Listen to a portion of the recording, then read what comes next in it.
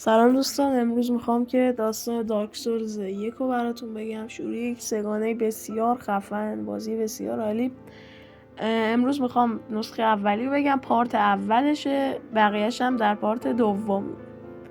خب داستان از جای شروع میشه که در دل زمین فقط تاریکی بود، یعنی هیچ روشنایی نبوده و اژدها نمیتونیم بگیم، ما میتونیم بگیم اژدرهای نخستین در اونجا زندگی میکرده و اونجا یه جورایی محل زندگی اژدرهای نخستین بود. و اینجوری میشه که در اون دل تاریکی جرقه‌ای روشن میشه. این جرقه یه جورایی اولین روشنایی یا نور داخل اون همه تاریکی بوده. پیگمی در واقع انسان ها جذب اون نور میشه، در واقع مثل هر موقعی که ما نور میبینیم جذب اون نور میشه. انسان ها جذب اون نور میشه، یا در واقع هالوها انسان ها جذب اون نور میشه. همین باعث میشه که در اون دل نور چند تا لورد سول، در واقع روح پادشاه وجود داشته. اولین نفری که اون لورد سول رو برمیداره نیتو بوده که میشه ارباب مردگان. اربابشون در واقع میشه اولین سول، میشه ارباب مردگان. روح دومم جادوگر آیزالس برمیداره. حالا تصاویرش رو میبینید روی صفحه. آیزالس یه جورای مادر چند تا دختر بوده. لورد سول رو پخش میکنه بین دختران خودش که با همین قدرت رو استفاده کنن. و اینکه آخرین لورد سول هم یه جورایی گوین برمیداره که در واقع بخوایم درست بگیم لورد تمام لورد سول هاست، یعنی در واقع میشه پادشاه پادشاهان گوین، یعنی کسی که آتش بر عهده‌اش بوده، یعنی آتش رو فقط گوین میتونسته لینک کنه. یعنی خلاصش این بوده که آتش در دستانش بوده. خب از اون طرف دیگه، حالا که اینا قدرت ها رو گرفتن، گوین و دار دستش میخواستن که اژدها رو نابود کنن و بشن.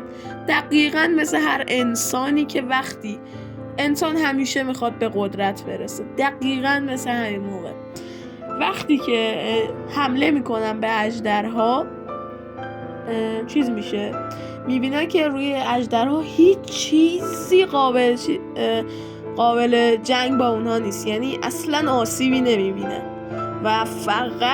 و فقط دارن شکست میخورن.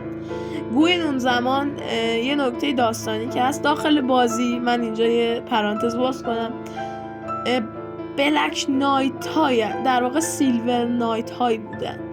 خب که انقدر این سیلور نایت ها زیر آتش این اژدرها بودن تبدیل میشن به بلک نایت ها. دیگه خودتون تصور کنید که چقدر وحشتناک بوده جنگ گوین و اژدرها. بعد از همه اینا میبینن که هیچ اثری نیست روی اژدرها.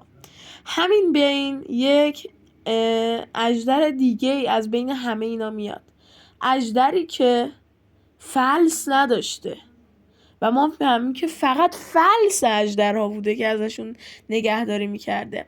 سیست اسکیلس کسی بوده که فلس نداشته و همیشه مورد تمسخر اژدرهای دیگه قرار میگرفته. همین باعث میشه که کلن به دار و دسته و نسل خودش خیانت کنه و بگه که تنها راه ورود به فلس اژدرها چیه؟ تنها راه ورود بهشون اینه که آنها رو با، در واقع میشه گفت، لایتنینگ یا صاعقه شکوند فلسشون و بهشون ورود کرد. همین باعث میشه گوین در واقع یه جورای قدرت لایتنینگ داشته و با این قدرت تمام اژدرها رو سلاخی میکنه و برای اینکه تشکری کرده باشه از سیست اسکیلس بهش یک کتابخونه بسیار عظیم میده که درباره جاودانگی یا همون به وجود اومدن فلس خودش دوباره و دوباره و دوباره بتونه خودشو جاودانه کنه. در بین همه این درگیری ها یک لرد سول داخل آتیش مونده بوده به اسم پیگمی که این لرد سول رو فور کینگز برمیدارن. فور کینگز قوی ترین لرد سول رو برداشتن.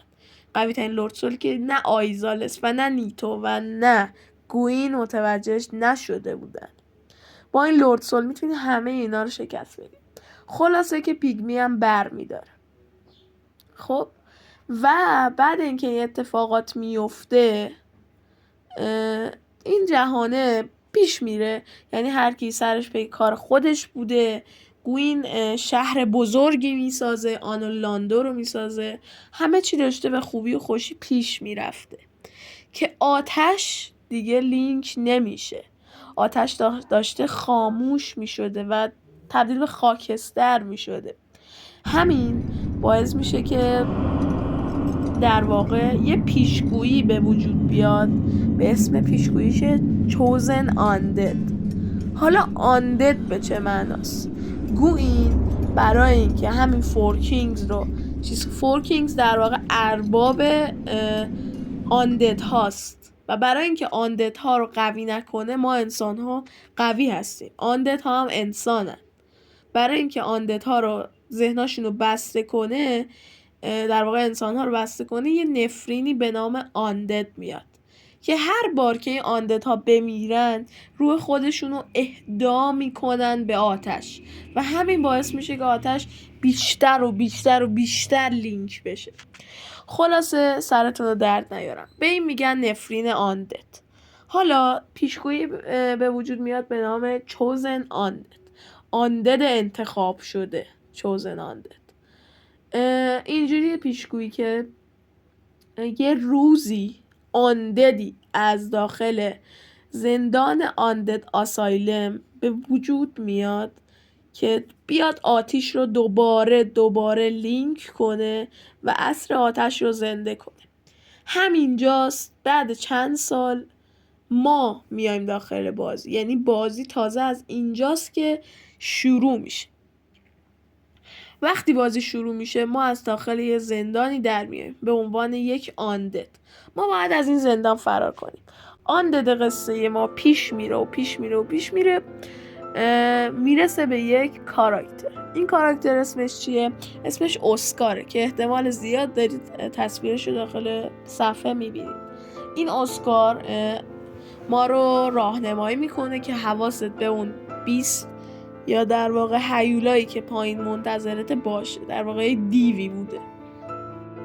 خب داشتم میگفتم دوستان، همین باعث میشه که برسیم ما به اسکار. میگه حواست به هیولای پایین باشه. ما پیش میریم میبینیم که در واقع این زندان پر از آندده.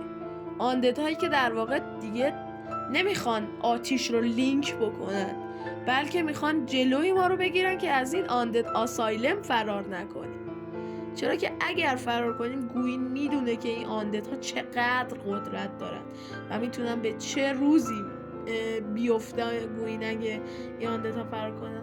آندد ما پیش میرسه به همون هیولایی که اسکار گفت. خب وقتی ما میرسیم به این هیولا ما ردش میکنیم، حالا به هر چی سختی بوده اون رو میکشیم و میریم. همینجاست که ما اگه بریم لب پرتگاه احتمالا تصاویرشو دارید میبینید داخل صفحه. یه کلاغ بسیار بزرگ میاد ما رو میبره.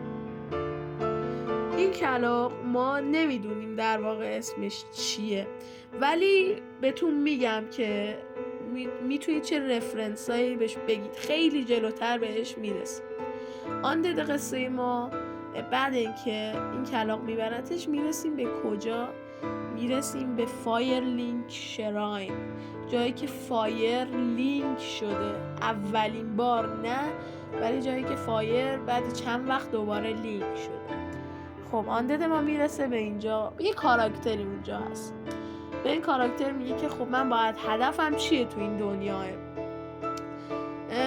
اونم به اون میگه که هدفت اینه که دوتا بل اویکنینگ، زنگ‌های بیداری رو به صدا در بیاری تا اینکه برسی به منطقه‌ای که گوین و دار و دسته‌شون. آن دده قصه ما پیش میره. میریم.